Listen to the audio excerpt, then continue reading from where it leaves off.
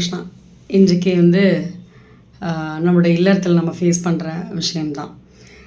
அதாவது சிலர்லாம் பார்த்துருக்கீங்களா, தன்னுடைய மனைவியை பப்ளிக் ப்ளேஸில் கத்துறது. நான் இதை சிந்தனை தொழில் யூடியூப் லைவில் கூட சொல்லியிருந்தேன். அது நிறைய பேர் ஆமாஞ்சி கரெக்டு அப்படின்னாங்க. அதாவது மனைவி தப்பு பண்ணுறா அப்படின்னா அவளை பற்றி கத்தக்கூடாது. கொஞ்சம் சத்தம் கம்மியாக வச்சு கொஞ்சம் மெதுவாக சொல்லி திருத்தலாம், அன்பாக சொல்லி திருத்தலாம்.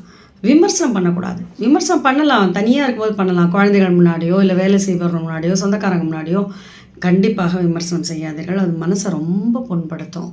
நமக்கு எல்லாம் தெரியும் தான், ஆனால் அதை தப்பு தான் பண்ணிட்டு இருக்கோம்ல. ஆண்கள் கேட்கின்ற ஆண்களுடைய மனதில் அது போகும் கண்டிப்பாக.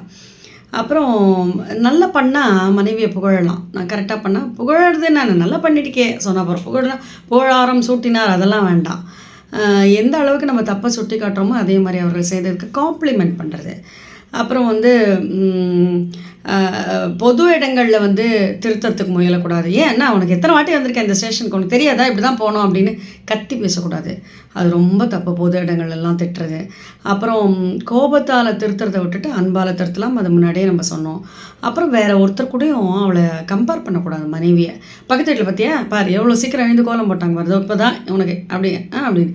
அப்புறம் வேலைக்கு போகிறா பார் எல்லாம் முடிச்சு அப்படி நீட்டாக ட்ரெஸ் பண்ணி, இப்போ பாரு இந்த ஒரு நஞ்சு போன ஒரு நைட்டியை போட்டு நிற்கிறேன், உனக்கே அறிவில்லை. இதெல்லாமா பேசுகிறது. அவரவர்களுடைய வேலையை பார்த்து கொண்டு இருக்கின்றார்கள். யாரோடும் கம்பேர் பண்ணக்கூடாது.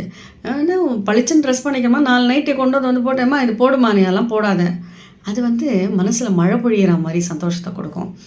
அடுத்தது பழைய பிரச்சனையே திருப்பி திருப்பி சொல்லுது. நீ அந்த காலத்துலேருந்தே இப்படி தான், கல்யாணம் ஆனத்துலேருந்து இப்படி தான். அது கூட இவர் சொன்னால் பரவாயில்ல, 4 பேர் வச்சுன்னு அவள் அந்த காலத்துலேருந்தே இப்படி தாங்க, ஒன்றும் சொல்ல முடியாதுங்க அப்படின்னா அவங்களுக்கு எப்படி இருக்கும்? மனசு நொறுங்கிடாது. கண்டிப்பாக அது பண்ணக்கூடாது. அப்புறம் எந்த விஷயமாகணும்னா ஆர்ப்பரிக்காமல் அமைதியாக செய்வது.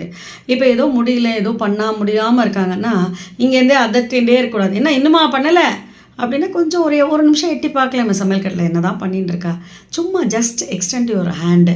ஒரு இட்லி தான் எடுத்துட்டுருக்கா, அதை எடுத்து பார்க்கலாம் இல்லையா, அதே மாதிரி பண்ணலாம். அதுக்கப்புறம் ரொம்ப சிறப்பாக செய்கிற விஷயத்தை பாராட்டலைனாலும் பரவாயில்ல, கொஞ்சம் ஏதான ஒன்று சொதப்பிடுதுன்னா உனக்கு பண்ணவே தெரியல, இனிமேல் இதெல்லாம் பண்ணாத அப்படின்னு பட்டுன்னு போட்டு அவர்கள் மனதை உடைக்கக்கூடாது. அதெல்லாம் நம்ம கண்டிப்பாக திருத்தி கொள்ள வேண்டிய விஷயம்.